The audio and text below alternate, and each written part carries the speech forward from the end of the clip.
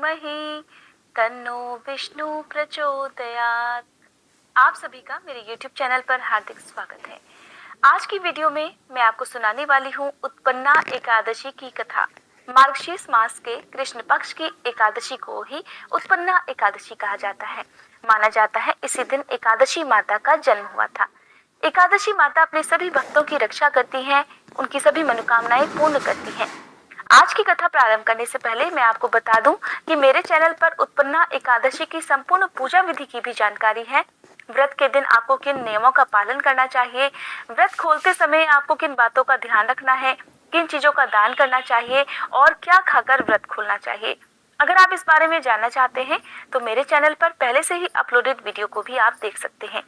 आज की कथा प्रारंभ करने से पहले आप सभी से अनुरोध है, कमेंट बॉक्स में विष्णु भगवान की जय जरूर लिखिएगा।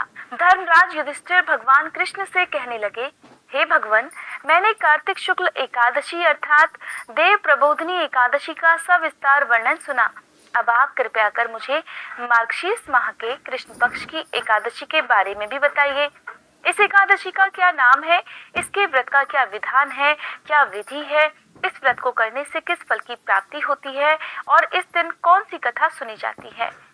तब भगवान कृष्ण धर्मराज युधिष्ठिर से कहते हैं, हे धर्मराज युधिष्ठिर, अब मैं उत्पन्ना एकादशी जो कि मार्गशीर्ष मास के कृष्ण पक्ष की एकादशी होती है उसका विस्तार पूर्वक वर्णन करता हूँ, ध्यान पूर्वक सुनो। एकादशी एक देवी है जिनका जन्म भगवान विष्णु से हुआ था और मार्गशीर्ष मास की एकादशी के दिन ही यह देवी प्रकट हुई थी, इसलिए इस एकादशी का नाम उत्पन्ना एकादशी पड़ गया। पद्म पुराण के अनुसार इस एकादशी का व्रत करने से सभी व्रतों के जितना फल मिलता है और मोक्ष की प्राप्ति होती है। साथ ही उत्पन्ना एकादशी हर प्रकार के दुखों का भी नाश कर देती है। उत्पन्ना एकादशी का व्रत करने वाले भक्त को दशमी तिथि के सूर्यास्त के बाद भोजन नहीं करना चाहिए। इसके बाद एकादशी तिथि में ब्रह्म मुहूर्त में उठकर स्नान आदि से निवृत्त होकर भगवान श्री हरि का ध्यान करके व्रत का संकल्प लेना चाहिए। फिर एक चौकी पर साफ पीला वस्त्र बिछाकर उस पर भगवान श्री हरि की मूर्ति की स्थापना कर धूप दीप नैवेद्य आदि से और पीले फूलों से भगवान श्री हरि की पूजा करनी चाहिए। भगवान श्री हरि को जनेऊ अर्पित करना चाहिए, पीले रंग के फल अर्पित करने चाहिए, क्योंकि इस व्रत में केवल फलों का ही भोग लगाया जाता है। और विष्णु सहस्त्रनाम का पाठ करना चाहिए या सुनना चाहिए। व्रत की कथा सुनने के साथ ही आरती करके क्षमा याचना करनी चाहिए। पूरे दिन भगवान का भजन कीर्तन करके दान करना चाहिए और शाम के समय दीपदान करने के बाद ही फलाहार ग्रहण करना चाहिए।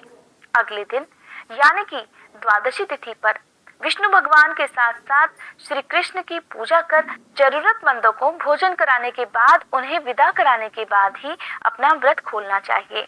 हे धर्मराज, अब मैं तुमसे उत्पन्ना एकादशी की कथा कहता हूँ, ध्यान पूर्वक सुनो। भगवान श्री कृष्ण कहने लगे, हे युधिष्ठिर, सतयुग में मुर नाम का एक अति भयानक दैत्य था। वह बड़ा बलवान और भयानक था। उस प्रचंड दैत्य ने इंद्र, आदित्य, वसु, वायु, अग्नि आदि सभी देवताओं को पराजित करके भगा दिया था। तब इंद्र सहित सभी देवताओं ने भयभीत होकर भगवान शिव से सारा वृतांत कहा। सभी देवतागण हाथ जोड़कर भगवान शिव से कहने लगे, हे कैलाशपति, मुर दैत्य से भयभीत होकर सभी देवतागण मृत्यु लोक में फिर रहे हैं। उनकी व्यथा सुनकर भगवान शिव कहने लगे, हे देवताओं, तीनों लोकों के स्वामी, भक्तों के दुखों का नाश करने वाले भगवान श्री हरि की शरण में जाओ, वे ही तुम्हारी सहायता कर सकते हैं। तब भगवान शिव के ऐसे वचनों को सुनकर सभी देवतागण क्षीर सागर में जा पहुंचे। उस समय भगवान श्री हरि को विश्राम करता देखकर हाथ जोड़कर सभी देवतागण उनकी स्तुति करने लगे कि हे देवताओं द्वारा स्तुति करने योग्य प्रभु, आपको बारंबार नमस्कार है। देवताओं की रक्षा करने वाले मधुसूदन, आपको नमस्कार है।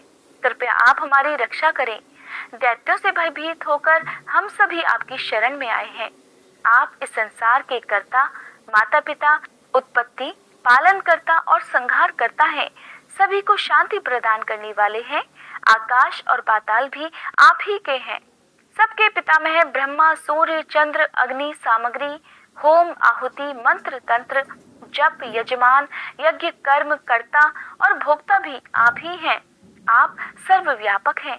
हे प्रभु, आपके सिवा तीनों लोकों में चर और अचर कुछ भी नहीं है। हे भगवान, दैत्यों ने हम सबको जीतकर स्वर्ग से निकाल दिया है। इस कारण हम सभी देवतागण इधर उधर भागे भागे फिर रहे हैं।